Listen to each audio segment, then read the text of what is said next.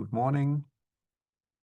I'm Vincent Schoondewoerd, and I'm one of the imaging specialists at SVI, and also responsible for the marketing and the science. And I'm presenting here a webinar about our latest release, Huygens 25.04. So it's about what's new, and it features the latest AI segmentation option that we add to the Object Analyzer. So let's start. Let's start by starting. And if you now start Huygens Essential, Professional or Localizer user interface, you will see a splash screen. And the splash screen includes a logo, the product name, and a nice image of one of our users. If you like to see more about all that's new in this latest release, you can visit svi.nl/whatsnew. If you open the Essential main window, you will see at the bottom right a section with demo images. And this is to get people started in the Huygens Essential software. It offers different functionalities in these demos, so you get a bit used to how the Huygens software operates. So you can click on a demo image. This immediately opens a demo image, and there's also a button for documentation that downloads a PDF, and this PDF can be used as a protocol next to the image to get through the procedure. Then both Huygens Essential and also Professional received new icons in the menu top bar, and in Essential the whole menu structure has been redesigned. Here, for example, you see the start menu that you can quickly launch different options with the images that you've opened. Next to that is a tool menu, and this tool menu now has different options to manipulate images. And I like to highlight one, which is the convert dimension window. This has been added to the previous release, and this explains more the ways of how you can change the dimensions of an image. So it offers you the options to which you can convert the dimensions. It also shows a cartoon explaining it more, and it shows you the current dimensions and the dimensions that you convert the image to. So this is also present in the Professional and in the Localizer. Then the menu next to that is a quality control menu with our quite new image quality control tool. It checks the image for most kind of issues that can be present in an image, like crosstalk, chromatic aberration, drift, etc. You have also options here to test beat images, measuring the full width, half max, etc. Left or right of that, is the deconvolution and restoration menu. This offers the different options to restore your image, and they're ordered in the rank, in the order of which they should be applied to the image. So this kind of works similarly as in the quality control, where also the restoration options are ordered. And then there is an analysis menu and a visualization menu. And of this visualization menu, I want to highlight the 3D MIP Renderer, because the 3D MIP Renderer has received cutting plane options, as were already present in the SFP and surface rendering. So these cutting planes allow you to cut away parts of the sample, and that enables you to, for example, really peek into an object or see just part of the object. And this can be done from multiple directions.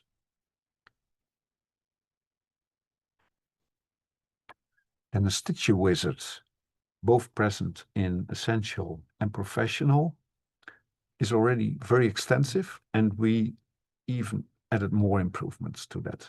So just a summary of the main features of the Stitcher.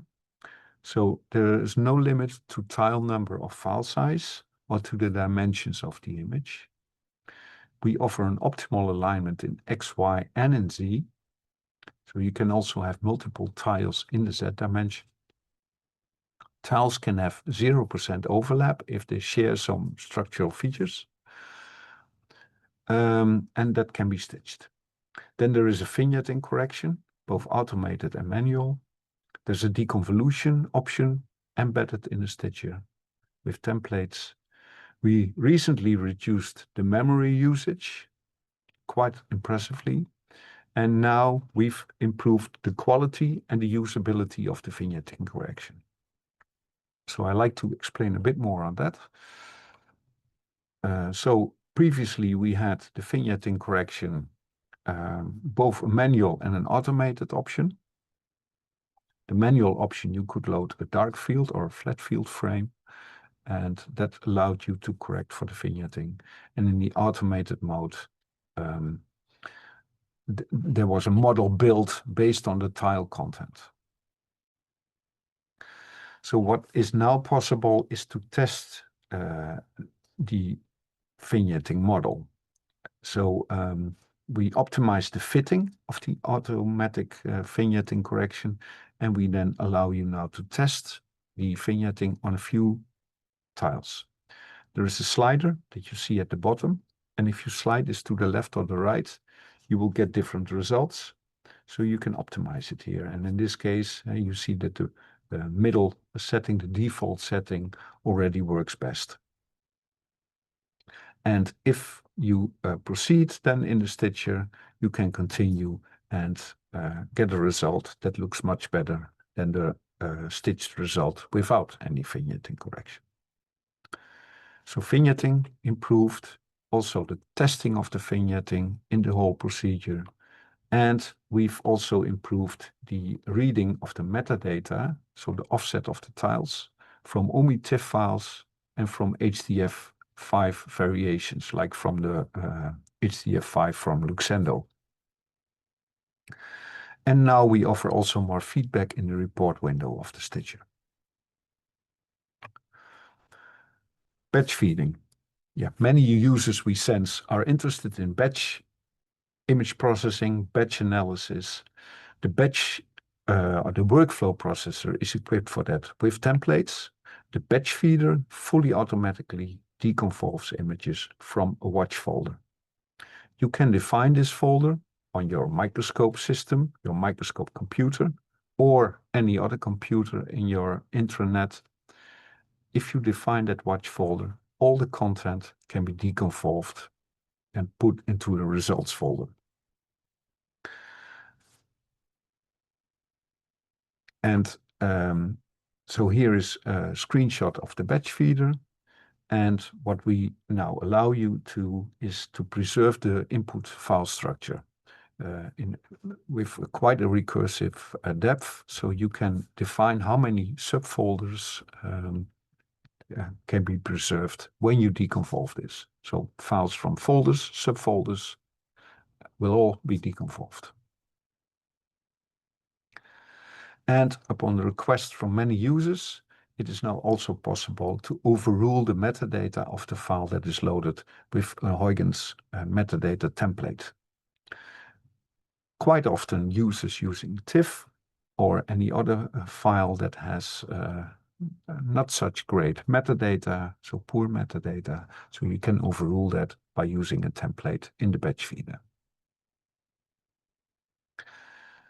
Somewhat further digging into TIFF files. So as you may know, TIFF files often have very poor metadata, and also the quality of the data is not often great.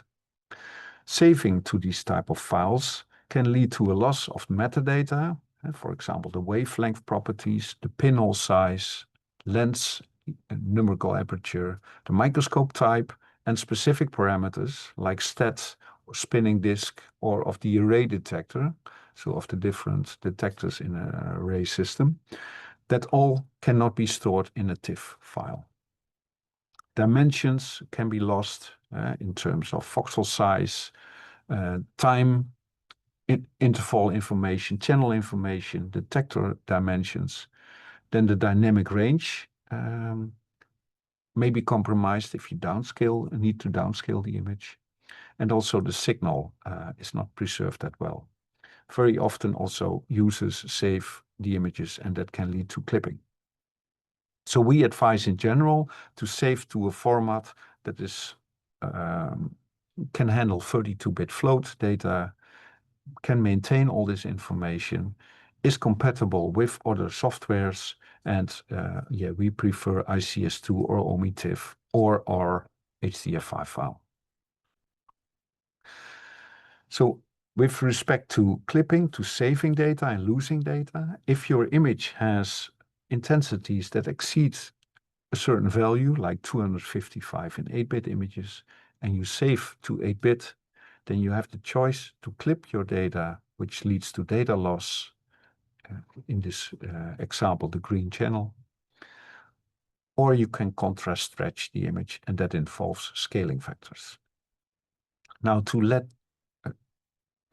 to make users more aware of this process, we've now created a safeguard window in which we give information on what to do.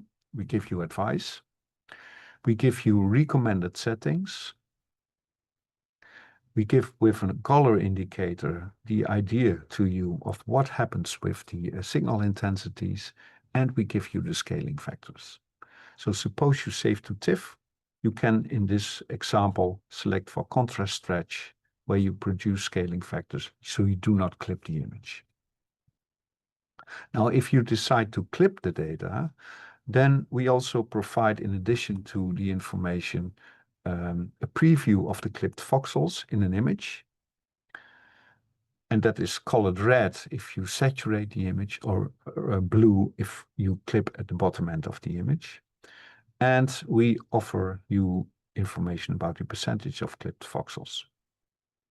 And there's also a warning, by the way. So we really try to make users aware of how they save their images.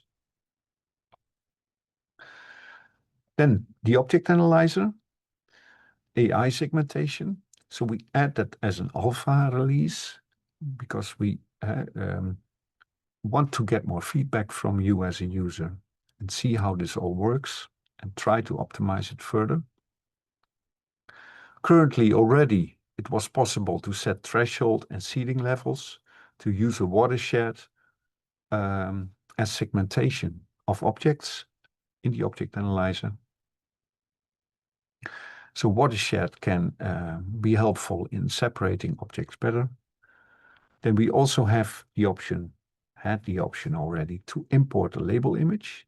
And this label image could originate from, for example, Cellpose or Stardist. And we now also added the option of importing labels from Napari.